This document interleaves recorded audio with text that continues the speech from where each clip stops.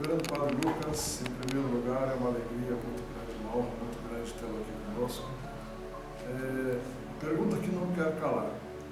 Como o senhor conheceu a Igreja Messiânica? Primeiramente, a gratidão é toda minha, ministro Valdemar. O senhor sabe hoje da importância que o senhor tem na nossa história de vida, na nossa amizade além da câmera. Que Deus abençoe muito a sua vida. De verdade, um presente. Tudo isso que tem acontecido tem sido um grande presente na nossa história. Com certeza. A Igreja Messiânica, eu tive acesso a ela desde os meus 8 anos de idade, aproximadamente. Uma parte da minha família aderiu à doutrina messiânica, da minha tia Aparecida. Aliás, um beijo para ela, porque eu sei que um dia ela vai ter acesso a esse vídeo.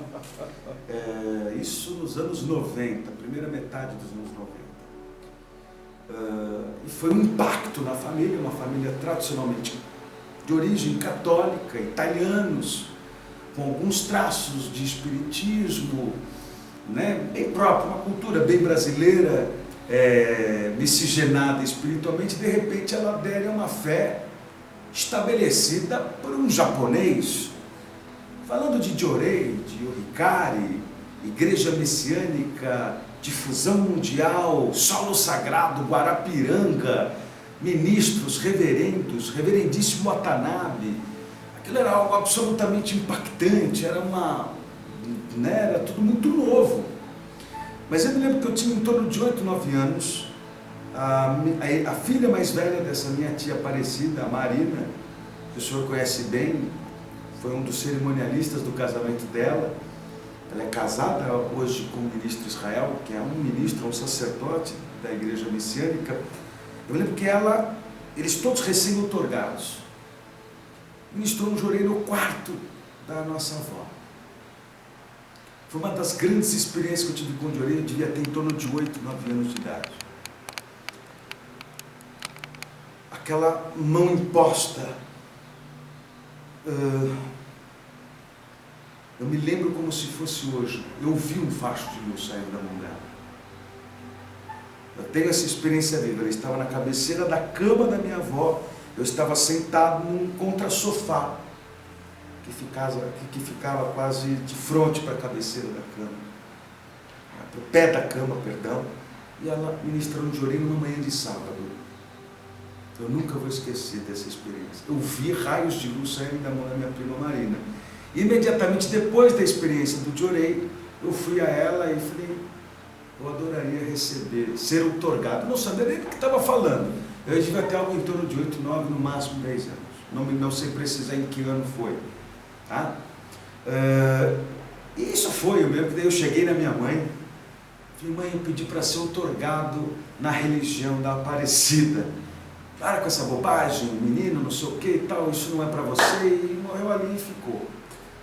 Mas de lá para cá eu sempre tive gloriosas conversas com esse ramo da minha família. Eu já tenho 2 primas de primeiro grau casadas, uma delas é a Marina, a outra a Renata, casada com o ministro Breno, né? Enfim, e todo esse know-how de convivência. Mas nunca tinha mergulhado de fato, não só no aspecto doutrinário da messiânica, a doutrina messiânica, mas também o aspecto terapêutico messiânico, que é muito importante. Isso foi ficando, estudando, ganhei, apareceu, era da minha tia, mas e aí havia tido acesso também a um livro que veio por acaso, nada é por acaso, né? O livro era da minha tia Aparecida, mas parou em casa, o Patriarca, de autoria do reverendo Rogério. Tive acesso à leitura muito tempo atrás, até que eu comecei a estudar em imposição de mãos. Passaram-se anos, trabalhei em editoras clássicas de teologia, etc, etc. Acabei me ordenando na tradição anglo-católica, né, depois de casado, isso já em 2008. Estudei imposição das mãos. Técnicas cristológicas, cristãs de imposição das mãos, a partir de Frei Hugo Lino Bach, lá no Rio Grande do Sul, Reiki. E cheguei de novo na realidade da passes espíritas, quer dizer, sob o ponto de vista parapsicológico, inclusive, fenomenológico terapêutico, a imposição de mãos como uma realidade concreta, científica, é concreto. Hoje é ciência, né? Mas aí esbarrou de novo no Jorei. Foi agora. Há cerca de uns 3 anos atrás, ressurgiu o interesse de namorar um pouco mais a doutrina a partir do aspecto terapêutico. Cheguei primeiro no aspecto terapêutico, depois na doutrina, mas não estava pronto. Eu acho que eu precisava ter consciência da doutrina messiânica. E isso está muito bem assimilado com o fato de ser um padre. De repente, 3 anos depois, atuando no campo da bioenergia e etc., atendendo inclusive nesse sentido, eu chego no aeroporto internacional de Guarulhos para atuar como capelão anglicano no aeroporto, e me atende um homem muito humilde, muito adocicado e de uma bondade de alma rara, e que gentilmente o processo de inserção da capelania anglicana, para quem não sabe, o aeroporto tem, por lei, então todas as religiões devem ser atendidas no aeroporto, desde a igreja católica até a espírita, inclusive a igreja messiânica, e nunca havia havido também uma vertente anglicana. E de repente o nome dele, Rodrigues, rapidamente viabilizou esse processo, e não sei porquê, eu chego no Rodrigues, no telefone, começo a abençoá-lo pela possibilidade de atuar no aeroporto. Veja, consciente já da doutrina de Meishu Sama, do papel, do conceito de messianidade, não só doutrinário e espiritual, mas terapêutico. Já é consciente, estudando, etc. Eu sinto para ele que Deus o abençoasse muito, etc, etc, inclusive os seus antepassados. Entrei no mérito dele. Aí dali a pouco eu falei, não sei qual que é a sua religião, num outro momento, ele falou, sou messiânico. Eu falei, bingo, eureka! E numa conversa, dias depois, no próprio aeroporto, quando eu fui inaugurar a primeira missa lá no aeroporto de Cumbica, eu falei, puxa, lamento não ser outorgado, porque hoje eu reconheço a utilidade do Ricari e o papel do Jorei como conceito espiritual ou terapêutico. Ele falou, vou te apresentar para o meu ministro. O nome, não sei se o senhor conhece, o nome dele é Valdemar. Eu não sei se o senhor já ouviu falar dele, entendeu? E aí aconteceu, foi um processo absolutamente natural, e que eu aproveitaria só para acrescentar que, no mínimo, todo terapeuta, eu não vou nem, num primeiro momento, abordar todo o religioso ou todo sacerdote, independente da religião, mas num primeiro momento, todo terapeuta que trabalha com bioenergia deveria buscar essa autora. Deveria procurar entender do que se trata de fato e, à luz da permissão do Senhor da Luz, buscar autor. E uma outra pergunta é: como o senhor relaciona Jesus Cristo com o Meishu Sama? Num primeiro momento, talvez é o mais emblemático, porque a gente está num mundo de egos, né? Então, qual que é o meu papel no mundo?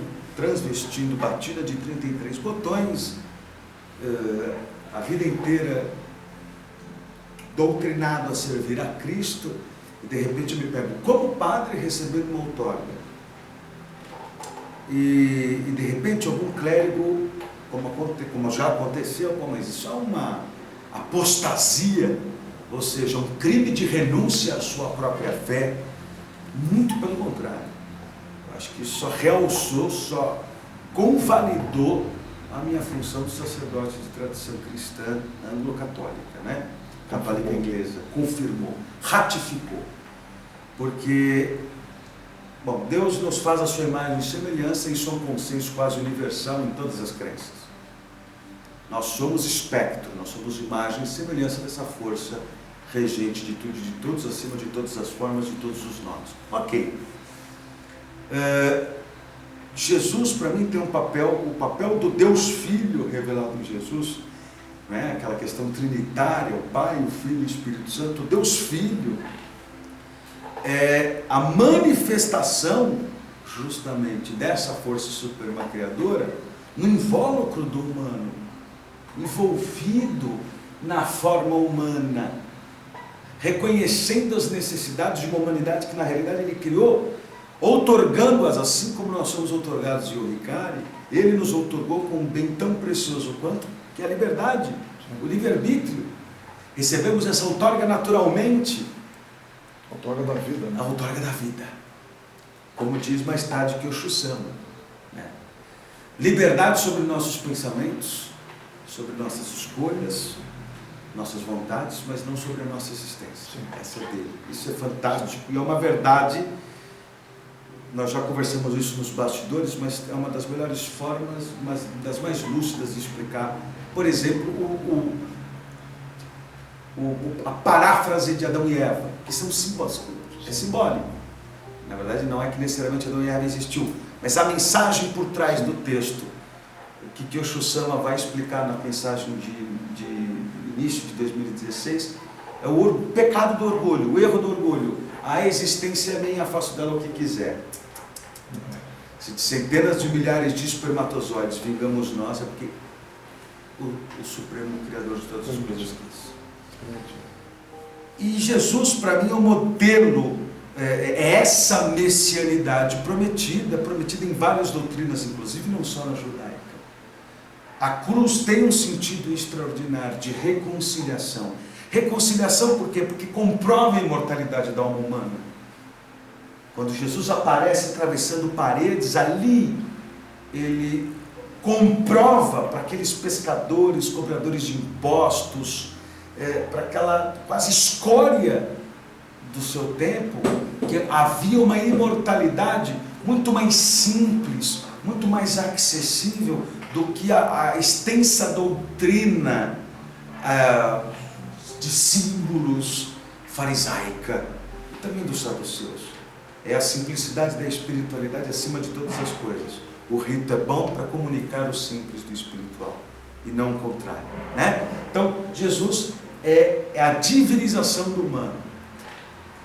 Passam-se 2000 anos e a humanidade continua com memória curta e continua se esquecendo que ela é divina. Então agora é o papel de humanizar o divino. Cristo é a humanização de Deus. Meisho-sama é a divinização do humano. Né? Ele faz esse papel complementar inverso, ou seja, o próprio Cristo Jesus diz: eis que vocês farão as mesmas coisas que eu fiz e farão coisas ainda maiores. E vai lhes dizer algo ainda maior. Eu fico imaginando essa cena. Sou psicanalista clínico e faço jus ao nome Lucas, né? São Lucas é um dos mais detalhistas dos evangelistas. Eu fico imaginando a expressão, o olhar dos apóstolos, dos amigos de Jesus, vendo ele plainar, que ali já era matéria plasmática, já era energia, plainando. Ele fala: não tenham medo, porque eu estarei com vocês até o fim dos tempos. Esse estado permanente também nos acomodou pela nossa fragilidade, não por incompetência de Cristo, senão a nós, de que nós também temos que ocupar um papel de Messias. Então devemos morrer na cruz. Isso já aconteceu há 2000 anos no Calvário. Não há necessidade alguma de desqualificar esse episódio. Sim. De redenção que nos comprova que justamente é redentor para nos comprovar a imortalidade da alma. Mas isso precisa ser degustado e cultivado diariamente por todas as gerações e por todos os povos da terra. Não uma doutrina específica, mas a consciência universal de que, se somos eternos e de que a nossa vida é fruto da vontade, da grande consciência, ou como dizem os indígenas, do grande espírito, Deus, nós temos um papel messiânico e missionário. Então, para mim, Meisho-sama é o modelo perfeito de conscientização messiânica inaugurada por Jesus na cruz há 2000 anos. Para mim, um desenho muito concreto. E não podia ter vindo de um cristão. Pode ser que agora, nesse momento, esteja assistindo um padre ou um pastor e fale: esse gordo embatinado está maluco. Ele está falando uma heresia, porque... Não. Eu não estou aqui, mas Meishu Sama não é um cristão. Exatamente, não poderia vir de um reduto cristão. Tinha que vir da escola da Umoto, da escola shintoísta nipônica. Porque de uma outra, para poder haver esse primeiro encontro concreto entre extremo Oriente e Ocidente. Isso é de fundamental importância. Mais tarde, Meishu Sama vai retratar isso também como ultra-religião. Não é só um encontro religioso, é um encontro cultural. Primeiro fator. Segundo fator é porque nós temos uma herança de conceito de Messias judaico-cristão, em que o Messias, ou numa perspectiva mais cristã, o Deus Filho, está isolado no arquétipo de Jesus. Mas é do interesse de Jesus, é do interesse, consequentemente, de Deus, que isso seja diluído em todos nós. É um oceano sem fim. Paulo vai dizer, já não sou eu quem vivo, é o Cristo quem vive em mim. No livro de Atos dos Apóstolos, os primeiros cristãos até então eram chamados de os do caminho, os Neteviah do hebraico. É em Antioquia, que era uma das grandes capitais do mundo antigo, nos tempos cristãos e imediatamente pós-cristãos também, e até pré-cristão. Antioquia, capital do mundo, o grego koiné, tal qual o inglês norte-americano hoje, era o idioma universal daquela época. E os primeiros antioquinos convertidos a Cristo vão falar, olha ali quem vem, os Cristos, cristãos. Mais tarde, a pluralização como extensão definitiva do conceito. Ou seja, todos nós assumimos o papel do Deus Filho. E muito diferente do pecado do demônio, de Lúcifer, de Samael, com o que quer que seja, que quer assumir o papel do Pai, não é esse.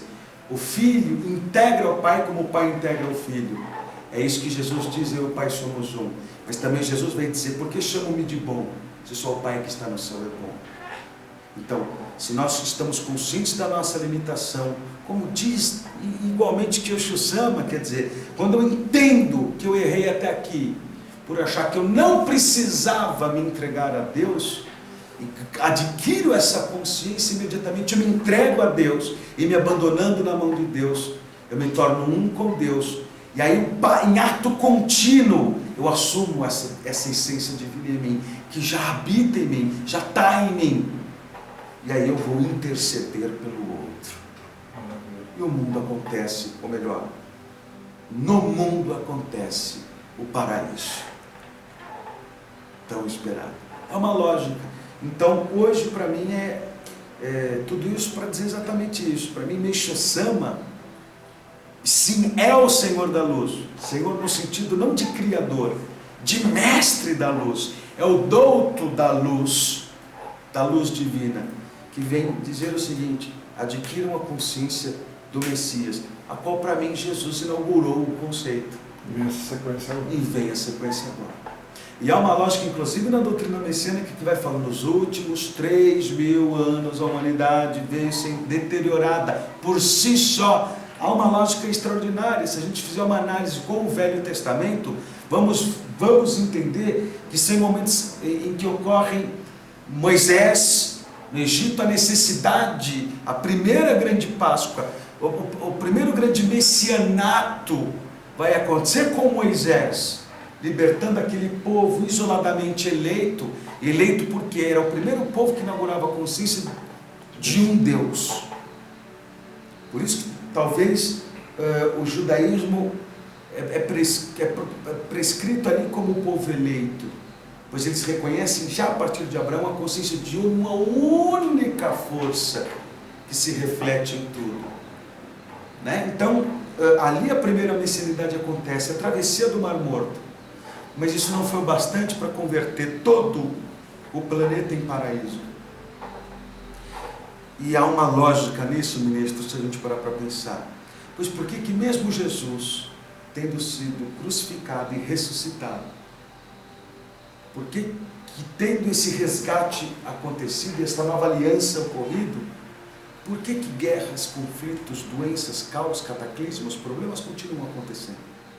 Não porque Deus é incompetente, não porque Cristo foi uma mentira, mas porque nós, humanidade, não estamos fazendo a nossa parte de cada qual a sua realidade ao seu tempo, se adequar à condição natural de Messias. E aí Meixo Sama vem, em pleno alvorecer do século XXI, melhor, metade já do século XX, para dizer o seguinte: da minha parte, eu alcancei a messianidade. Meixo Sama. E ele não estava planeando em nuvens cintilantes. Tal qual Cristo na cruz, ele se contorcia de dores, produto de um derrame. Então, no auge da nossa humanidade mais decrépita, das condições físicas mais tortuosas, assim como Cristo disse: tudo está consumado, Pai, em tuas mãos eu entregarei o Espírito. Ou seja, o meu papel messiânico acabo de cumprir aqui agora, sob o ponto de vista físico. Meixo Sama vai dizer, tomado por dores de um AVC, que não é brincadeira. Ele vai dizer: agora eu entendo o que é a messianidade. Porque da minha parte eu fiz isso, agora vocês devem fazer de vocês. Então é isso. Meixo Sama é retrato de Messias possível. Assim, sinto-me mais jovem. E rejuvenesceu de fato. Exato, ele rejuvenesce. Porque aí há o processo original, natural. Eu começo a cultivar o Espírito, então é de dentro para fora mesmo. Então o Espírito rejuvenescido rejuvenesce, inclusive o corpo. O problema é que a gente quer rejuvenescer o corpo para tentar alinhar isso com o Espírito. E talvez o grande diferencial e originalidade de Mestre Mokichi Okada, o Senhor da Luz, algo extraordinário que deveria servir de exemplo a todos os líderes religiosos. Talvez agora nós estejamos inaugurando um passo na humanidade, que talvez nossos netos e bisnetos é que vão beber mais suculentamente dessa fonte. Meixo Sama não foi hipócrita, como Jesus não foi hipócrita. O primeiro milagre de Jesus foi numa festa de casamento. E era para o povo beber, porque o povo tinha que comemorar do melhor vinho. E com o intermédio de Maria Santíssima, à luz de uma personalidade compassiva e feminina, tal qual mais tarde Meixo Sama vai evocar no arquétipo de Canon. Então, Jesus não era, pelo contrário, ele pedia que nós não rezássemos, não agíssemos como os fariseus, como os saduceus, com hipocrisia, que adoravam bater no peito, para que todos vissem como eles oravam. Meixo Sama também não era o santo fabricado, ele era original. Meixo Sama, Jesus viveram aquilo que Buda teve que suar para compreender na prática, porque ele, quando se deu conta que queria descobrir esse cultivo espiritual, largou um império, ok, linda história, renunciou um filho e uma esposa, mas foi viver como um sadhudo. Quando ele já estava tocando a própria costela, que ele falou: nada disso é necessário para alcançar